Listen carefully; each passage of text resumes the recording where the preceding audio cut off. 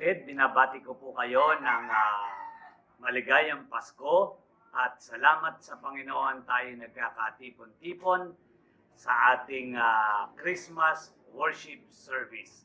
Ito po ang ating Christmas worship service ngayong December 25. Alam ko na yung iba sa inyo ay puyat pa, yung iba sa inyo rito ay nasa bakasyon ngayon. Subalit salamat sa Panginoon dahil tayo ay nagkasama-sama ngayong araw na ito para sa ating pagsamba at pag-celebrate ng kapanganakan ng ating tagapagligtas na si Kristo Jesus. And sana wag natin kakalimutan na itong celebration na ito ay tungkol kay Kristo, ano? Hindi tungkol ito sa atin at yung gusto nating gawin. Ito ay tungkol kay Kristo. Kaya wag natin kakalimutan yung ating mga bagay na dapat gawin at yung ating pagsamba sa ating Panginoon.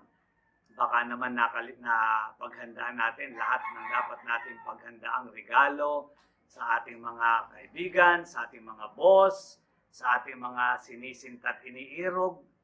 Pero yung ating Panginoong Diyos na tagapagligtas, na ipinanganak, baka naman wala tayong inihanda para sa Kanya. Tatandaan niyo po, ito po ay ating white gift service, kagaya ng ginagawa natin dun sa usual na ating December 25 na service. Ito yung white gift service natin. So, huwag niyo pong kakalimutan yung inyong birthday gift sa ating Panginoong Jesucristo. Ano po ang nais nating gawin para sa ating Happy Birthday Jesus? Ang goal po natin is mapaayos natin yung ating sasakyan, particularly yung yung gulong ng sasakyan natin, since ito ay madalas natin uling gagamitin sa ating tribal outreach at tribal mission ngayong paparating na 2021. Ano? So ipag-pray po natin. We are praying na mapapaltan po natin yung 4 na gulong. Dahil po medyo mabilis mapudpod dahil alam niyo naman ang terrain na dinadaanan natin. Pagka hindi pakyat na pakyat ay mga lubhang mababatong daan. Ano? So ipagpanalangin po natin yun. Ating kaloob sa Panginoon, yung ating happy birthday Jesus. Please, huwag niyong kakalimutan.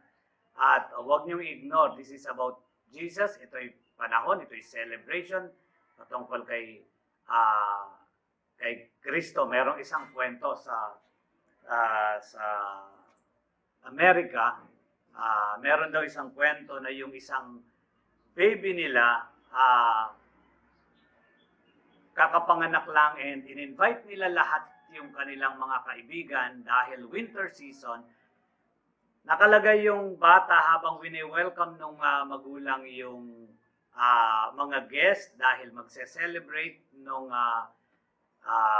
birthday nung kanilang anak, nung kanilang kaisa-isa at anak na lalaki. So, lahat ay busy-busy, wini-welcome. Yung kanilang trench coat, sinasabit nila kung saan meron sila mapagsasabitan at linalagay nila sa hanger. And nung wala nang masyadong malagyan, yung mga tao nagmamadali na, excited na dun sa celebration. Gusto nilang makasama yung nais nilang makasama. So paghubad nila ng kanilang mga coat, basta na lang nila yung linalagay at yung iba ay nilagay sa sandalan ng upuan, yung iba ay sa sofa.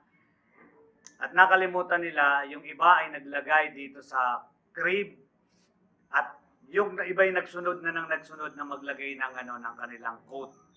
Hanggang nung time na mag-start na sila mag-celebrate, nag-gather na lahat, nagsalita yung isang guest, sabi niya, asaan yung ating isa-celebrate?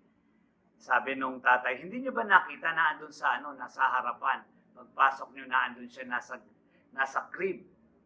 Nagulat silang lahat at takot na takot, nakita nila yung kanilang mga coat ay nakabalunbun na. Naandun sa gilid ng crib. At yung iba ay nakatakip na dun sa anak nila, dun sa kanyang anak. And ang nakakalungkot doon, yung kanilang pinagdiriwang na bata na may birthday ay namatay. Dahil busy sila, kakamadali, and nakalimutan nila at hindi nila napansin na yung kanila palang celebrate ay naandun. Huwag nating hayaang nagse-celebrate tayo ng kapanganakan ng ating Panginoon pero masyado tayong busy na nakakalimutan natin na ito palang sineselebrate natin ay ang ating Panginoong Jesucristo. Huwag po nating hayaang mapabayaan at huwag nating kakalimutan. Kaya sa oras pong ito ay riniremind ko po kayo muli na ating i-celebrate. Huwag nating kakalimutan ang kapanganakan ng ating tagapagligtas na si Kristo Jesus. Nais ko po kayong hilingin na buksan natin ang ating banal na kasulatan para po sa ating scripture reading sa aklat po ng Isaiah chapter 9. Isaiah chapter 9, verses 5 up to verse 6.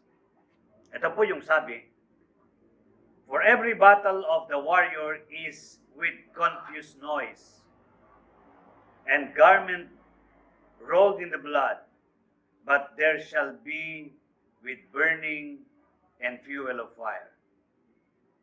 Verse 6, "For unto us a child is born, and unto us the son is given, and the government shall be upon his shoulder, and his name shall be called Wonderful, Counselor, the Mighty God, the Everlasting Father, the Prince of Peace."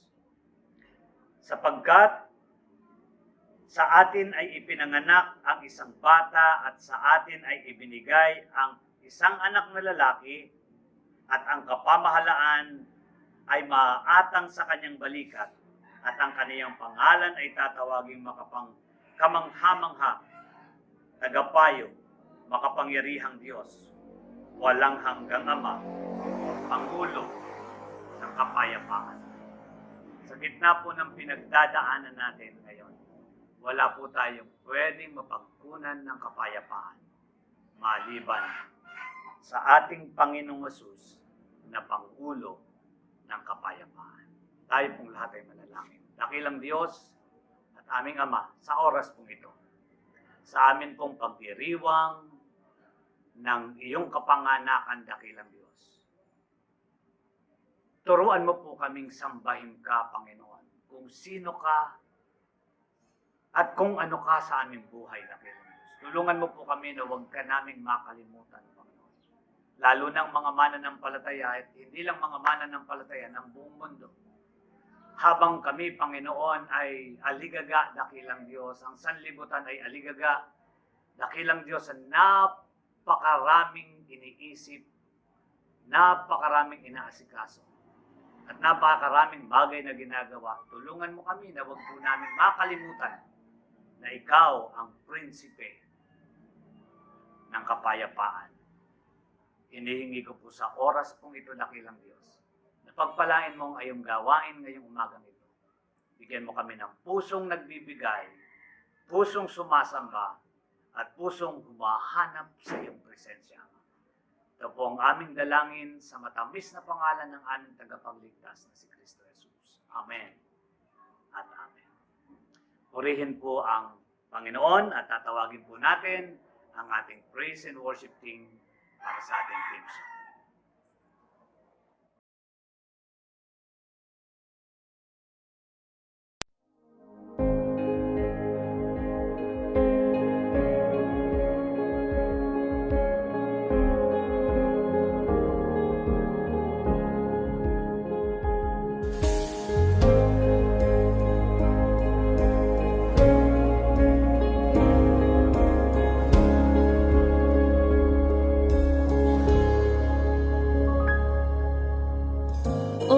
Takes is one moment and just one touch from you. I put aside all distractions, 'cause I came for you, I came for you. I need you more than ever. Nothing else satisfies. All my life I surrender. I live for you. I live for you. I came for you. I came for you. Holy Spirit, you are welcome. Come and move upon this place. We desire an encounter once again. Holy Spirit, Holy Spirit.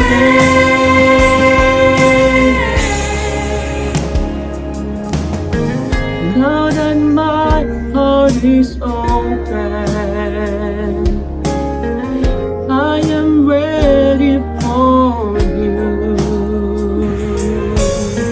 Jesus, take me deeper, 'cause I came for you. I came for you. I came for you. I came for you. Holy Spirit, you are welcome. Come and move upon this place. We desire an encounter once again. Send your fire, release your power, so we'll never be the same. We desire an encounter once again.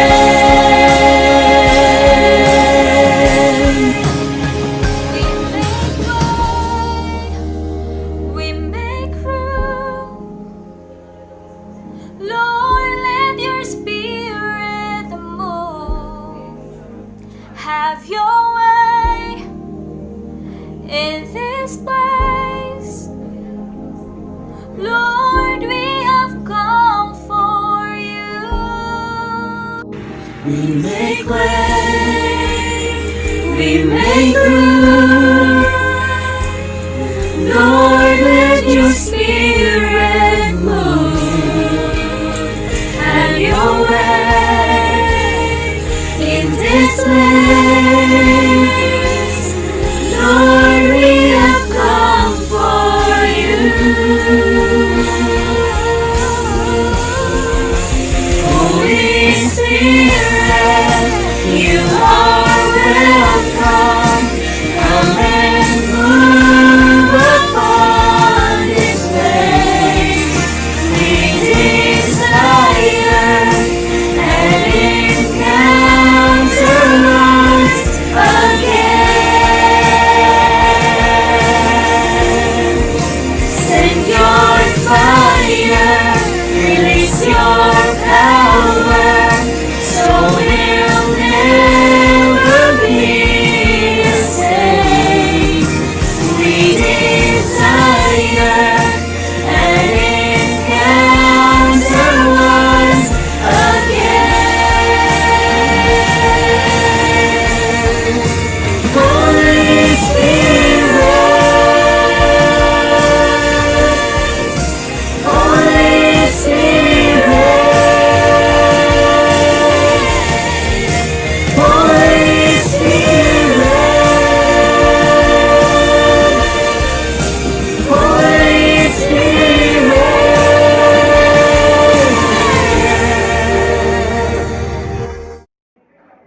Ngayon po ay darako po tayo sa ating pagbibigay ng ating mga handog at ng ating mga ikapo. Ihanda po natin ang ating mga sarili, ihanda po natin ang ating mga puso at isipan sa ating pagbibigay ng ating mga handog at ng ating mga kaloob. Alam niyo mga kapatid, kagaya ng sinasabi natin, huwag nating kakalimutan na itong ating December 25 Christmas worship service, ito pong ating ikapo, yung ating regalo sa Panginoon. Hindi po ito yung tithes, hindi ito yung ating offering. Bukod po yung sa ating tithes at ating offering, ibigay po natin yung ating regalo sa Panginoon. At ito naman po ay gagamitin natin para po sa ating Happy Birthday Jesus, para po sa ating pagpapaayos ng ating sasakyan para sa ating mga evangelistic mission. Darako po tayo sa ating panalangin at tayo pong lahat ay manalangin sa oras pong ito. Manalangin po tayo. Dakilang Diyos, maraming salamat Panginoon sa araw na ito, Panginoon. Muli kaming nakasama-sama, Panginoon, upang papurihan ka, Panginoon. Dalangin namin siya, Panginoon, ngayong oras na ito, Panginoon. Kami po, Panginoon, ay magbibigay, Panginoon, sa tithes at sa ikapo, Panginoon, sa aming pagbibigay, Panginoon. Bigyan mo po kami ng kagalakan, Panginoon. Bigyan mo kami ng puso na marunong magbigay, Panginoon. At ang hindi makapagbigay, Panginoon, bigyan mo rin kami ng biyaya, Panginoon, para sa sunod naming pagbibigay, Panginoon. Kami po ay magkasama-sama balik sa iyo, Panginoon. Ito pong dalangin sa pangalan ni Jesus. Amen.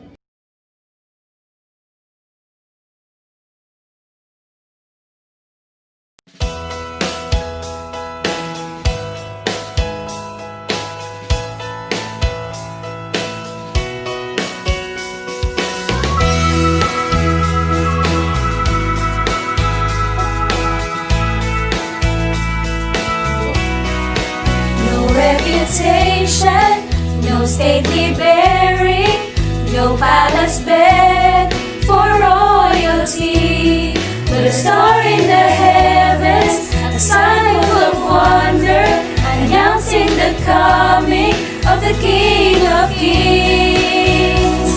Rejoice, O world, your Savior has come, through the love of a virgin's womb. Son of God, Son of Man, born that we may have life. You were born that we may have life.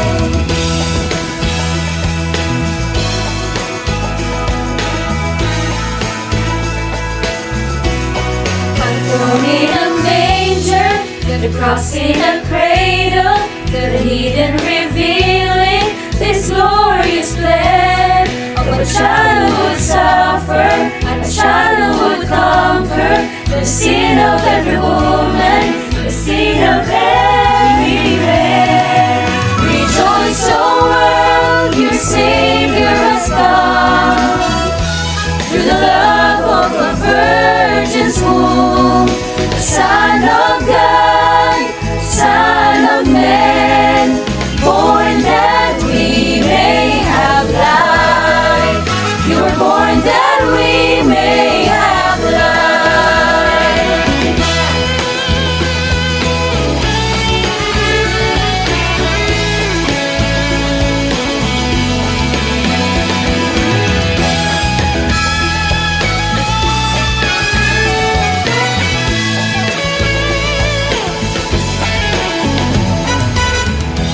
Joy to the world, the Lord has come, the Lord has come. Let heaven and earth receive her King, receive her King. Joy to the world, the Lord has come, the Lord has come. Let heaven and earth receive her King, receive her King. Rejoice, O world, your Savior has come, through the love of a virgin's womb. Son of God, Son of Man, born that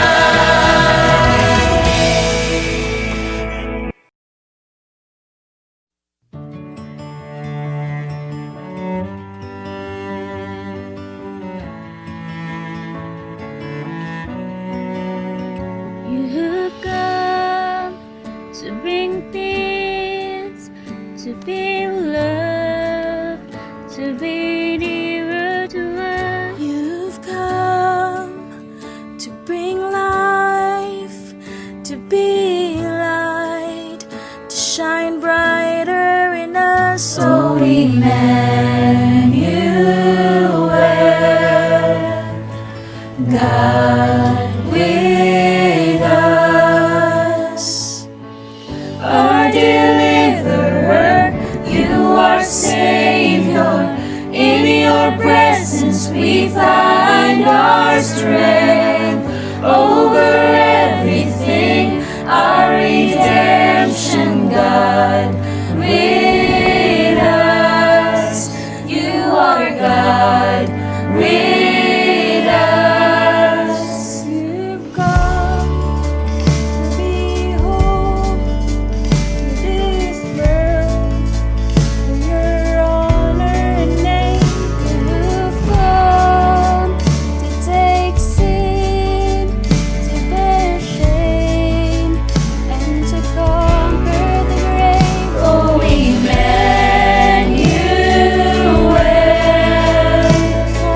God with us. Our deliverer, you are Savior. In your presence we find our strength. Over everything, our redemption, God with us. You are God with us.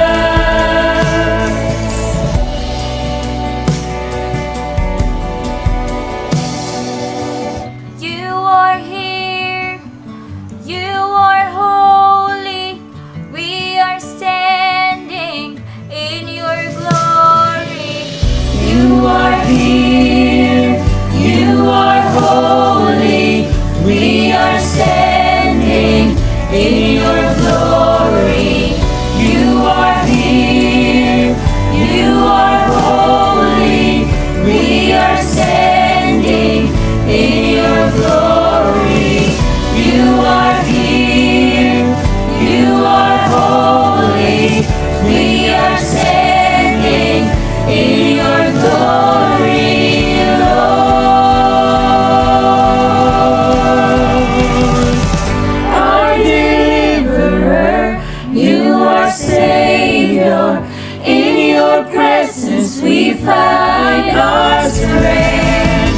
Over everything, our redemption, God with us. Our deliverer, you are Savior. In your presence we find our strength.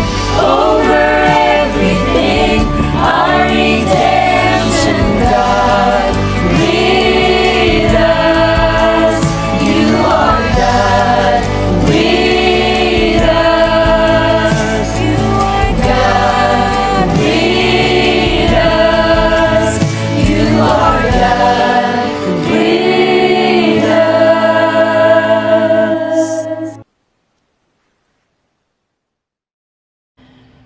Merry Christmas po, IBC Diliman, mula sa ating Praise and Worship team.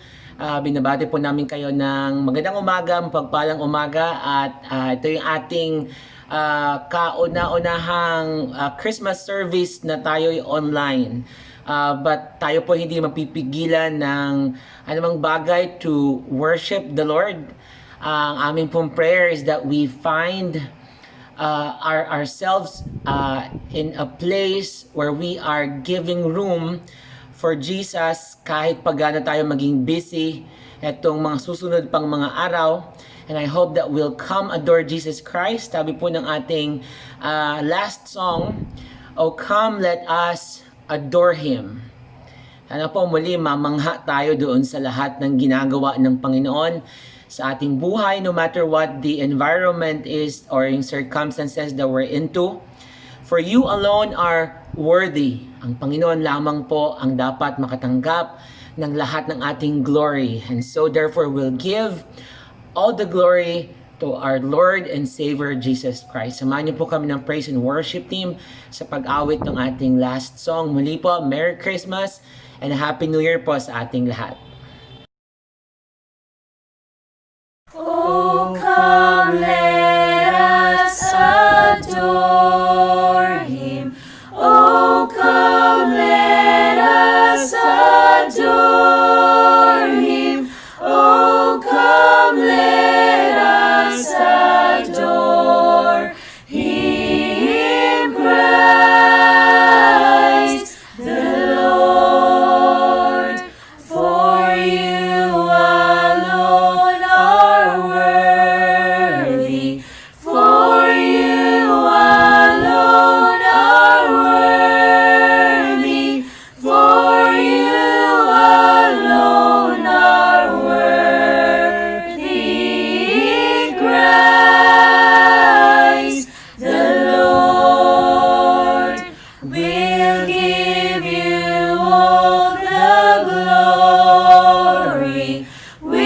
We'll give you all the glory.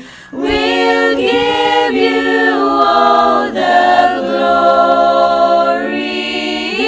Christ the Lord.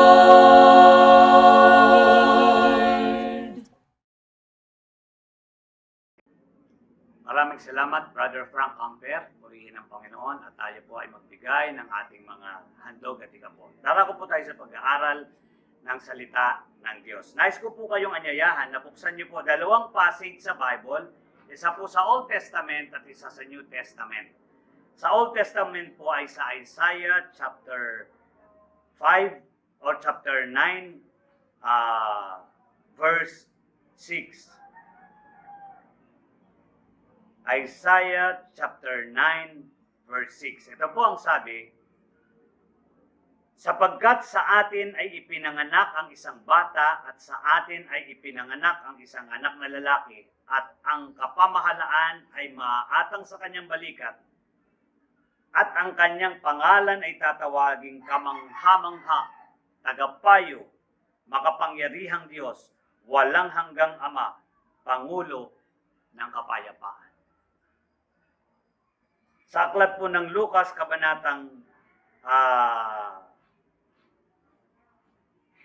2, talatang 11, ito po yung, 10 hanggang 11, ito po yung sabi. Ngunit sinabi sa kaniya ng anghel, huwag kayong matakot. Ako'y may dalang magandang balita para sa inyo na nagdudulot ng malaking kagalakan sa lahat ng tao. Isinilang ngayon sa bayan ni David ang isang tagapagligtas, ang Kristong Panginoon. Pagpalain ng Diyos ang pagkakabasa ng kanyang salita. Dakilang Diyos at aming Ama, pagpalain mo kami ngayong oras po ito, Panginoon. Puspusin at lukuban mo kami ng iyong banal na dugo. Hayaan mo na maramdaman po namin ang pagkilos mo habang kami ay nakikinig ng iyong mensahe, Panginoon, through online service. Salamat ng marami. Anoint my lips, anoint my tongue. Cover me with your precious, precious blood. In Jesus' name, amen and amen. Sabi rito, ngunit sinabi sa kaniya ng anghel, huwag kayong matakot. Ako'y may dalang magandang balita.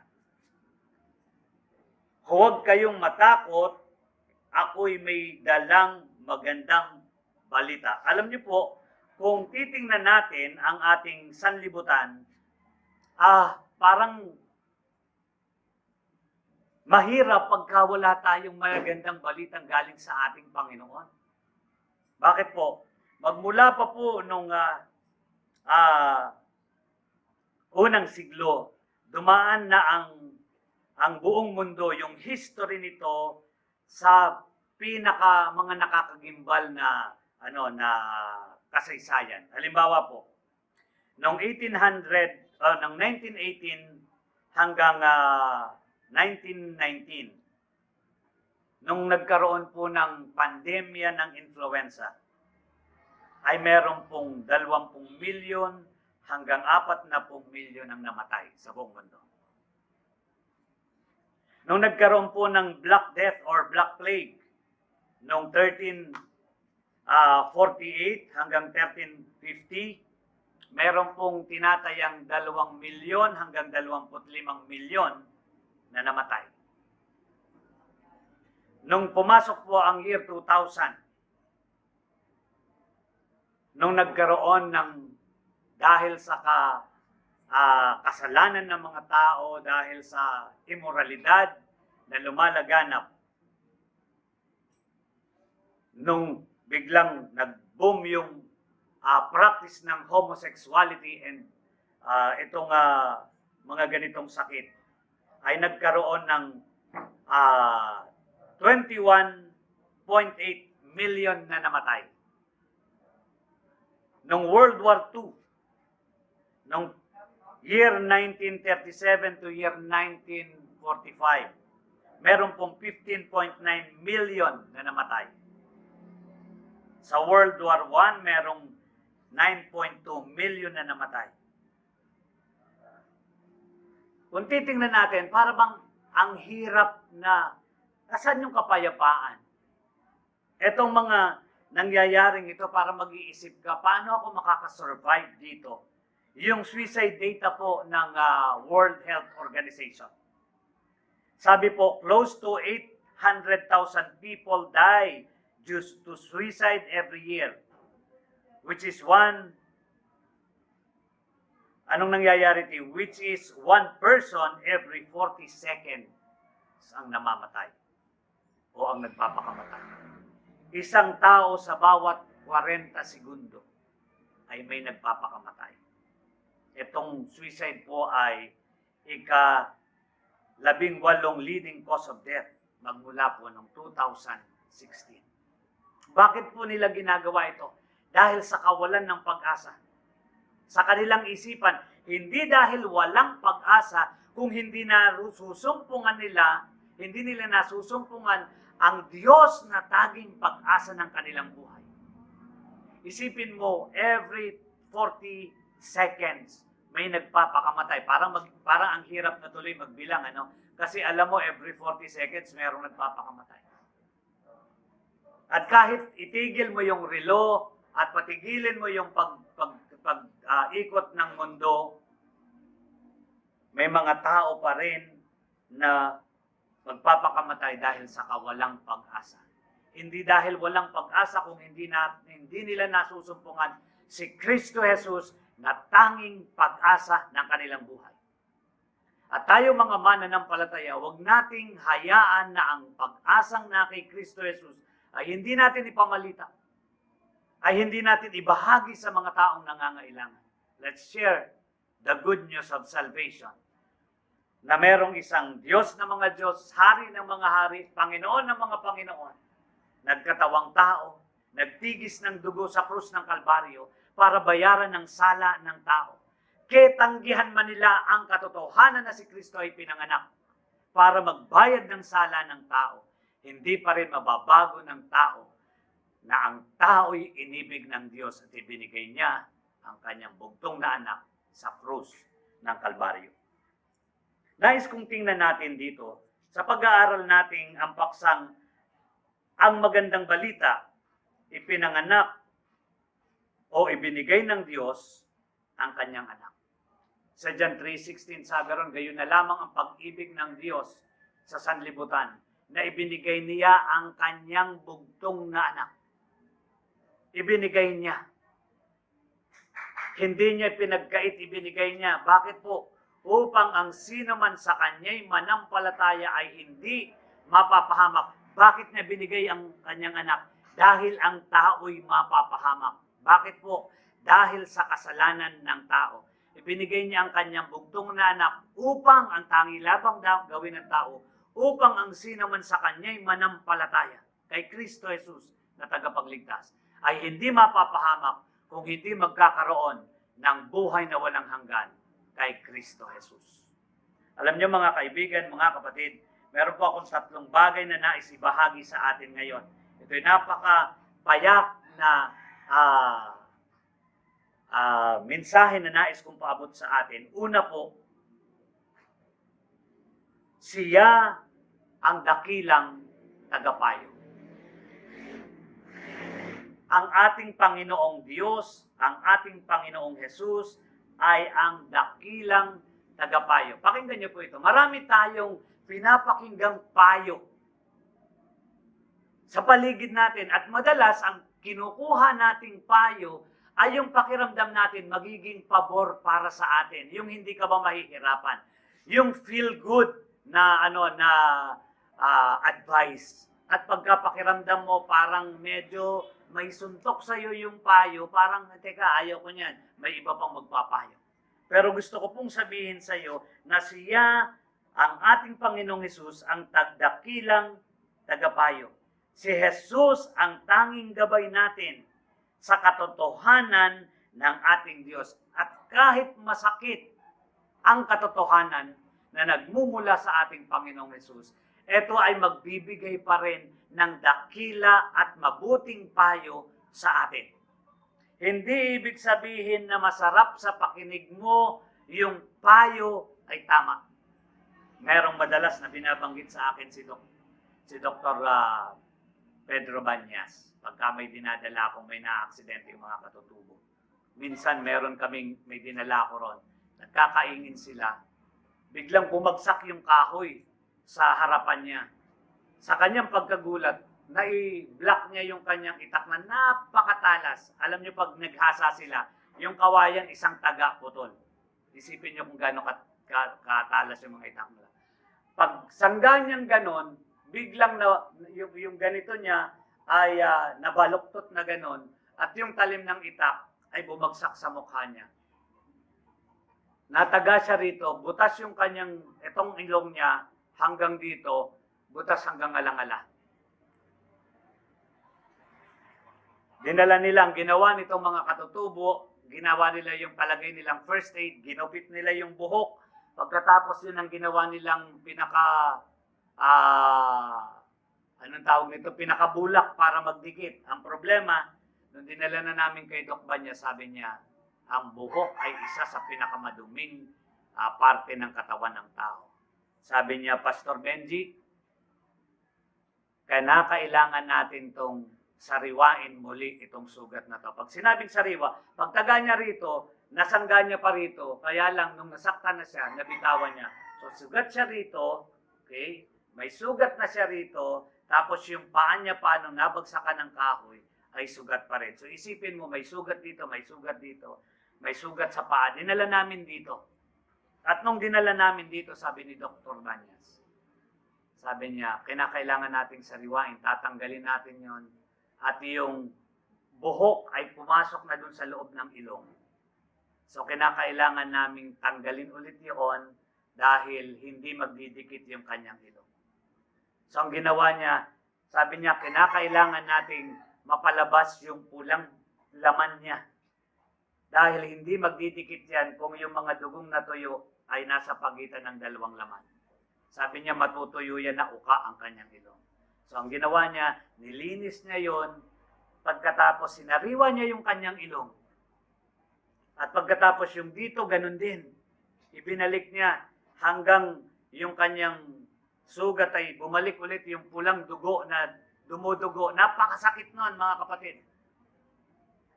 Pero nung time na yon, after noon, sabi niya, Pastor, etong gagamot, itong lilinisin kong to, wag na muna itong galawin ng 1 linggo. Dahil malinis na malinis yan, hayaan mong magdikit muna yung laman sa laman. Napakasakit nung ginagawa yun. Tumatalikod ako, pilit akong iniikot ni Doc Banyas yung aking ulo. Sabi niya, tingnan mo to. Dahil pagdating dun sa bundok, ikaw ang gagawa nitong mga bagay na ginagawa ko. Hindi ko matingnan. Pero alam nyo, kinakailangang dalisayin muli. Kinakailangang sariwain muli yung sugat para manumbalik yung buhay na dugo, para mapagdikit yung laman at humilong. Alam niyo mga kapatid, minsan, pag tayo ay papayuhan ng Panginoon, masakit yung mangyayari. May mga bagay na nais ng Panginoon na alisin mo sa iyong buhay. Subalit si Jesus ang tanging gabay natin sa katotohanan ng ating Diyos. Minsan yung katotohanan ay masakit. Sabi sa Proverbs, chapter 21, verse 21, He that followeth after righteousness and mercy findeth life. He that followeth righteousness and mercy findeth life, righteousness, and honor. Gusto mong maibalik ng Panginoon yung dangal, gusto mong ibalik ng Panginoon yung katuwiran, gusto mong maibalik ng Diyos yung buhay, anong klaseng buhay. Sabi sa John 10:10, I come that you might have life, life to the fullest. Yung tunay na buhay, hindi yung buhay na mapanggayang tinuturo ng sanlibutan. Hindi po yon. Kung hindi yung plano ng Diyos sa buhay mo. Pag hindi mo pinili na sundin yung katuwiran ng Panginoon, hindi mo masusumpungan yung karangalan, yung katuwiran, at saka buhay na tanging sa ating Panginoong Hesus lamang nagmumula. Siya ang dakilang tagapayo. Kaya pagka pinapayuhan ang isang mananampalataya, kapag pinayuhan ka, kapag itinatama ka, kapag ikaw ay kinakausap ng Panginoon, dinidil ka ng Panginoon sa isang sitwasyon ng iyong buhay. Pag natutunan mong sundin ang katuwiran, saka mo lamang masusumpungan ang buhay, saka mo lang muli masusumpungan ang katuwiran ng buhay mo, at saka mo lang muli masusumpungan ang karangalan ng iyong buhay. Kanino mo masusumpungan yan? Sa ating Panginoong Hesukristo. Pangalawa po, hindi lang siya ang dakilang tagapayo. Pangalawa, siya ang makapangyarihang Diyos, walang hanggang Ama. Siya ang makapangyarihang Diyos, walang hanggang Ama. Si Jesus ay karapat-dapat ng ating pagsamba at pagtitiwala. Alam nyo, maraming pagkakataon sa banal na kasulatan, kung nakikita nyo naalala nyo yung kwento ng isang lalaking nasa Gadara na nalipos ng libo-libong anghel o ng libo-libong masamang espiritu na pinalaya at pinagaling ng ating Panginoong Hesukristo. Pagkatapos siyang pagalingin ng Panginoon at palayain siya magmula sa pagkaalipin ng masamang espiritu ng demonyo, anong ginawa ng Panginoon? Nung nasumpungan ng mga tao, sinasapaanan ng Panginoon. At sabi sa banal na kasulatan, he is at his right mind, nasa katinoan na siya. Alam niyo, hindi mo masusumpungan ang kaayusan ng buhay mo hanggat hindi mo kinikilala ang Panginoong Hesukristo na tanging makapagbibigay ng solusyon sa suliranin ng buhay mo. Dahil ang kaaway, ang dyablo, wala siyang nais gawin kung hindi sirain ang iyong buhay. Pagkatapos nun, anong nangyari dito sa taong to? Siya ay naging missionary sa Decapolis. Naging missionary siya sa Decapolis. Magmula sa demon-possessed, naging missionary siya. Alam niyo kung bakit naranasan niya yon? Dahil sa biyaya ng Panginoong Hesukristo. Natatandaan niyo yung babaeng Samaritana, yung sinare ko nung last Sunday, na hiningan ng Panginoon ng tubig doon sa balon. Anong ginawa ng Panginoon? Ginamit ng Panginoon magmula sa pangit na patutuo ng kanyang buhay. Nung sabi ng Panginoon, tama, sabi ng babae, wala kang ang asawa. Dahil yung kinakasama mo ngayon ay hindi mo asawa. At dahil nagkaroon ka rin ng 5 asawa. Alam nyo, nakita niya at itong babaeng to na napakapangit ng kanyang kasaysayan ay inayos ng Diyos.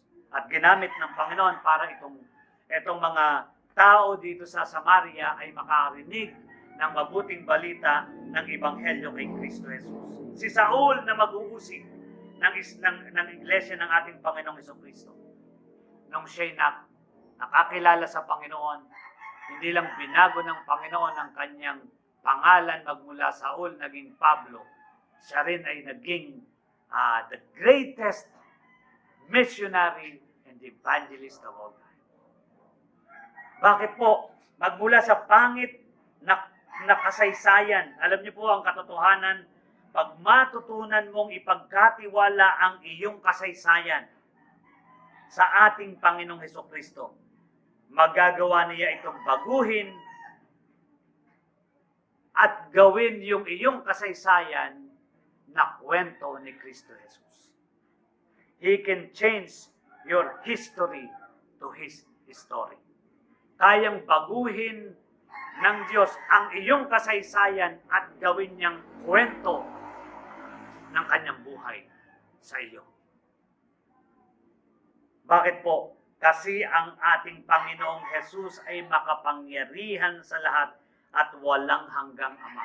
Hindi niya pababayaan na ikaw ay maligaw at ikaw ay tuluyang masira ang iyong buhay. Dadamputin ka ng Panginoon kung nanaisin mong baguhin ng Diyos ang iyong buhay.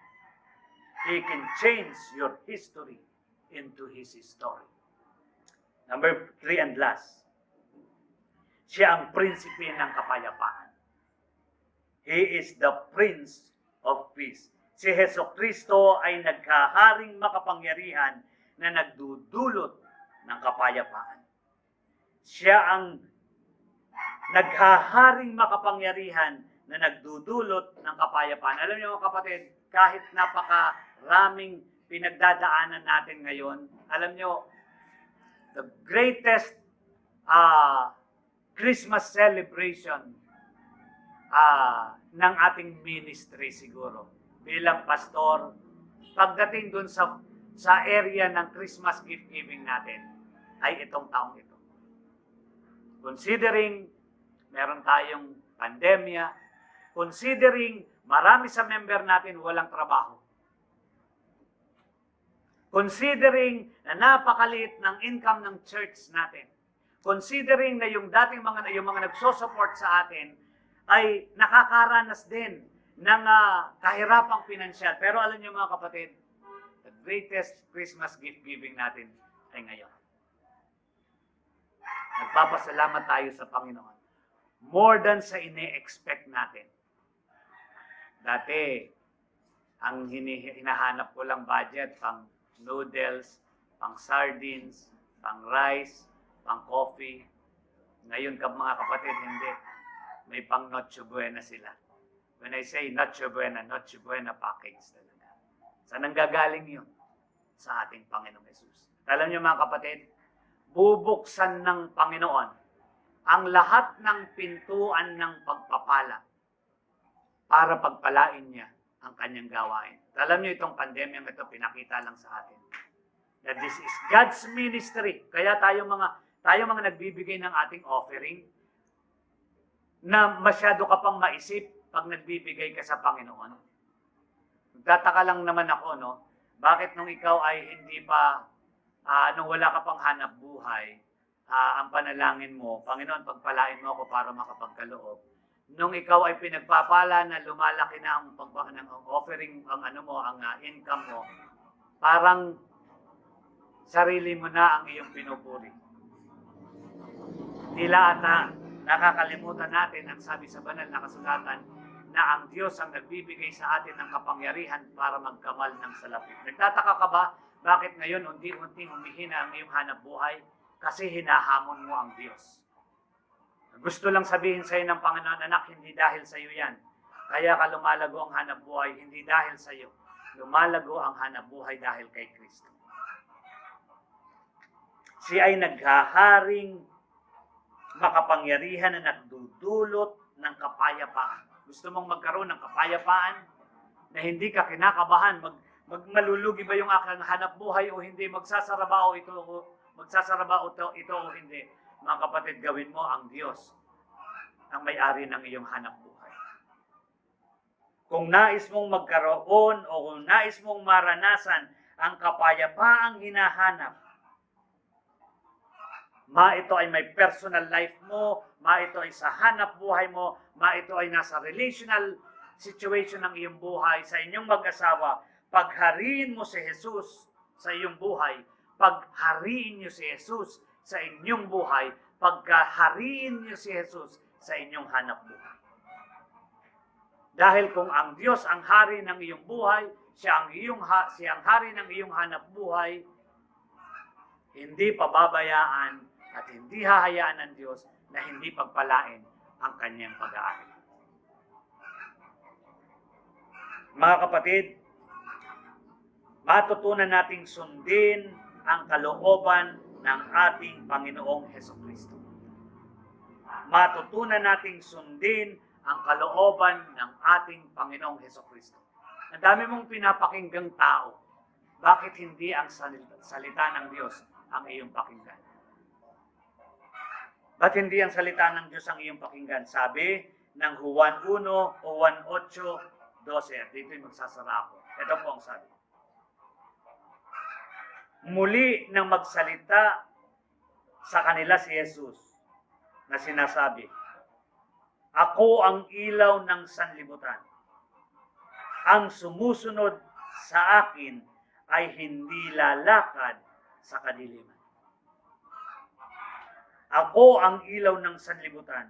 Ang sumusunod sa akin ay hindi lalakad sa kadiliman kung hindi magkakaroon ng ilaw ng kabuhayan. Sa oras na ito, mga kapatid, bago natin isara ang araw ng ating pagdaraos, ng kapanganakan ng ating Panginoong Hesus. Kung hindi mo pa siya tinatanggap sa iyong puso bilang sariling tagapagligtas, tanggapin mo siya. Kung hindi mo siya pinaghahari sa iyong buhay, sa iyong hanap buhay, sa inyong relasyon, sa inyong pamilya, paghariin mo siya ngayon. Marahil pinipilit mong yakapin ang iyong relihiyon. Gusto ko pong sabihin sa iyo, hindi ka kayang dalahin sa langit ng iyong relihiyon. Dahil si Kristo ang tagapagligtas na ating ipinagdiriwang ngayon para sa ating kaligtasan. Tanggapin mo ang Panginoong Hesus ngayon. Ang tao ay makasalanan. Hindi mo kayang iligtas ang iyong sarili kasi sabi sa Roma 3:23, sapagkat lahat ng tao ay nagkasala. Tayong lahat ay makasalanan. At hindi nakarating sa kaluwalhatian ng Diyos. Kahit anong mabuting gawa mo, kahit anong sapi mo, sa anumang relihiyon, yung gawang yan ay hindi makapagdudulot ng kaligtasan. Ang dapat mong gawin, sabi sa Juan 3:16, gayon na lamang ang pag-ibig ng Diyos na ibinigay niya ang kanyang bugtong anak, upang ang sino man sa kanya ay manampalataya. Panampalatayanan mo lang si Kristo Jesus. Tanggapin mo lamang si Kristo Jesus na tagapagligtas sa iyong puso. At sabi ng Panginoon, sino man sa akin manampalataya, bibigyan ko ng karapatang maging anak ng Diyos. Hinahamon kita, kaibigan. Nais ng Diyos na maranasan mong kaligtasan. Ibinigay ng Diyos ang kanyang bugtong na anak na ngayon ay ating pinagdiriwang. Tanggapin mo si Jesus sa puso mo ngayon. At sa oras na ito, kung nais mong tanggapin si Jesus, inaanyayahan kita na buksan mo ang iyong puso at isipan at ang iyong buhay at tanggapin ang ating Panginoong Jesus. Nais kitang anyayahan sa panalangin. Kung nais mong tanggapin ang Panginoon, sabihin mo ang panalangin ito. Dakilang Diyos na aming tagapagligtas. Sa oras pong ito nilalapit ko, Panginoon, patawarin mo po ako sa aking mga kasalanang nagawa. Pinagsisisihan ko, Panginoon, ang aking karumihan sa iyong harapan. Patawarin mo po ako, dakilang Diyos. At sa oras pong ito, dakilang Diyos, aking idinadalangin na anumang rumi ng aking buhay ay linisin mo. Dahil humihingi po ako sa oras na ito ng kapatawaran. At Ama, inaanyayahan ko po, Panginoon, ang banal na Espiritong tumahan sa akin. Dahil tinatanggap kita, Panginoong Hesus, na tagapagligtas ng aking buhay. Selyuhan mo po. Sa pangalan po ni Hesus. Bago po ako magsara sa panalangin, kapatid, ikaw naman ang nampalataya kung ang buhay mo ay hindi mo ginagamit sa Panginoon. Pinagpapala ka ng Panginoon, pero hindi ka nagtatapat sa Panginoon. I challenge you today, manumbalik ka sa Panginoon. Iwanan mo yung bagay na mali, yung natutunan mo sa ibang tao, at hindi sa banal na kasulatan. Iwanan mo yun at manumbalik ka sa ating Panginoon. Nais kitang ipanalangin ngayon, kung nais mo manumbalik sa Panginoon. Dakilang Diyos, nakikita mo ang iyong mga anak ngayon, na nais manumbalik sa iyo, Panginoon. Dalangin ko po na pagpalain mo, dakilang Diyos. Dalangin ko po, Panginoon, na kausapin mo sa oras mo ito. Dalangin ko po, Panginoon, ng kapuspusan ng banal na Espiritu. Panginoon, padaluyin mo sa Kanya at Lord, yung mga bagay, yung tanikalan ng kaaway, dakilang Diyos, yung kasalanan na pilit nilang hinahawakan at pilit nilang hinayakap. God, in Jesus' name, set them free right now. Palayain mo sila in the name of Jesus. Kaya mong maramdaman po nila ang muling init ng pananampalataya at pagsunod sa iyong kalooban. Sa oras pong ito, Ama, tinatagubilin ko po sa iyo ang lahat ng ito. Ipuin mo ang puso ng aking mga kapatid at patuloy kang kumilos sa oras pong ito. Ito po ang aming dalangin, Ama, sa pagtataas ng kamay ng iyong alipin, gawad mo ang basbas, pagpapala sa bawat isa. Pagliliwanagin nawa ng Diyos ang kanyang mukha sa atin, masumpungan nawa tayo ng Diyos na nagtatapat. Mula ngayon, hanggang makita natin siya ng mukhaan, sa ngalan ng Ama, ng Anak at ng Espiritu Santo. Amen at Amen. Maraming salamat po mga kapatid. Merry Christmas sa inyong lahat. And ipanalangin nating maigi. Sa Sunday, meron ulit tayong online service. At ipanalangin natin by January, ay magkakaroon na po tayo ng small, yung first week na Sunday, magkakaroon na tayo ng physical gathering, yung service natin. Kailan ba yung first week? Ito ay 3 tama, 3 nga ata, January 3. Tingnan natin yung ating service, kung anong month po ito, ay kung anong day. Okay, January 3. Starting January 3, meron na po tayong physical gathering. Pero ito po ay lilimitahan lang po natin sa tig to 25. 30 na natin na anong tawag nito, na congregation. 30 congregation. So, una-unahan po, na po kayo. Kasi dalawang service naman tayo, isa sa umaga at saka isa sa hapon. Hindi po gabi, sa hapon. Meron po tayong gathering sa hapon. So yung hindi makakadalo ng umaga, pwede po tayong dumalo sa hapon para ma-accommodate natin yan. May online reservation daw po. Online reservation tayo. And papraktisin natin sa January po yun, January 3. Merong face shield, may face mask, tapos meron po tayong anong tawag nito? Meron po tayong online reservation na gagawin. Dito na rin siguro yun sa natin, prayer meeting group. Okay? O kaya i-separate natin para pag ilinagyan natin doon, pwede bang huwag kayong mag-post na kung ano-ano? Kung meron kayong padadalan, huwag sa prayer meeting. I-send mo nyo na lang individually. Huwag nyo ilagay sa prayer meeting natin. Nakikiusap ako sa inyo. Huwag kayong maglagay sa prayer meeting. Ang ilalagay lang sa prayer meeting ay testimony and prayer request. Okay? Kung meron kayong ibang ilalagay doon, i-send nyo sa personal na messenger ng tao. Uulitin ko huwag niyong i-send sa messenger.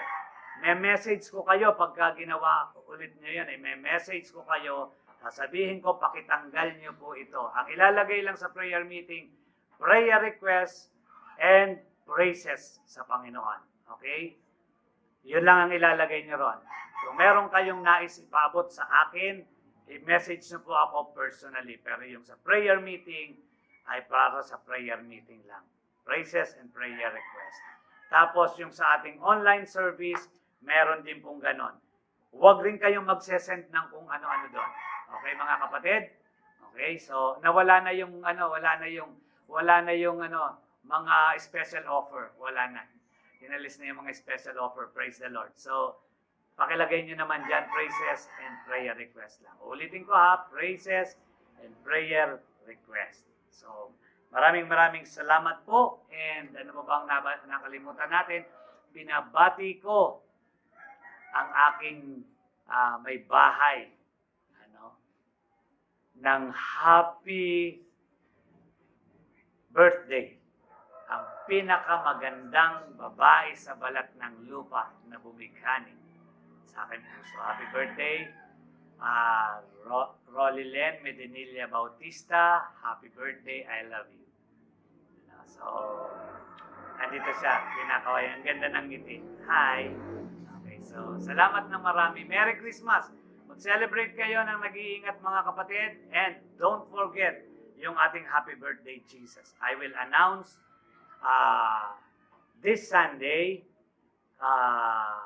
or January, first week ng January, kung magkano ang inabot ng ating Happy Birthday, Jesus. Ang cost ng ating gulong sa ating sasakyan ay almost 6,000 per tire. Kasi ito po ay custom extra grip. Makapal po yung nito, pambundok po ito. So ipanalangin natin iyon na ating anong tawag nito? Mabili. At kung ito man ay lalampas, yung ating magagather, kung lalampas doon sa ating panggulong, mga kapatid, kung tayo magbibigay lahat at magiging matapat tayo sa Panginoon, ay ibibili natin, ipapaayos natin yung hydrovac, yung brake ng ating sasakyan. Kasi nagugulat yung kasabay ko sa harapan na nakaupo, nagpepreno ako, nagpepreno din siya. Kasi di bomba yung ating preno. So, pag-pray natin, yung ating sasakyan, kailangan po nating paayos yung ating sasakyan.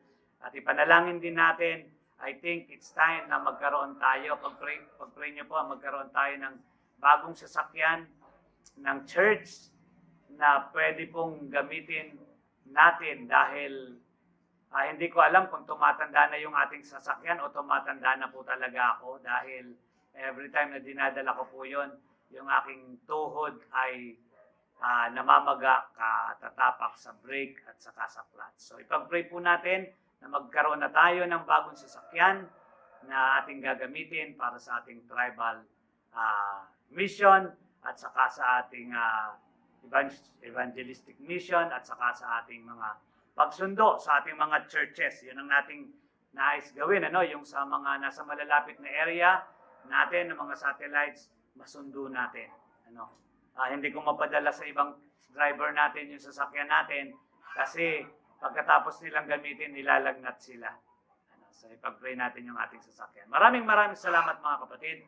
Pagpalain tayo ng ating Panginoon. Magandang umaga po sa inyong lahat. God bless you.